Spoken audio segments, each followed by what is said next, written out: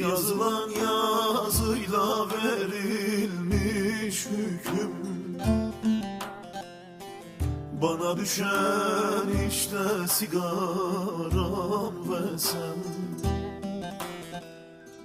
Kalbimde odalar karanlık mahzen,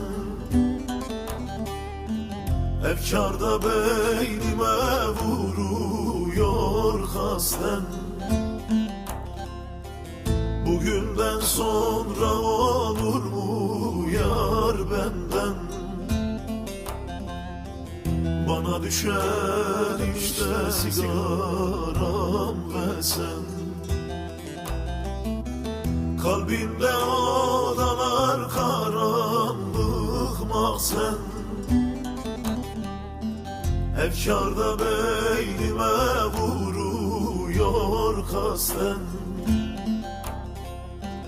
Bugünden sonra olur mu yar bizden?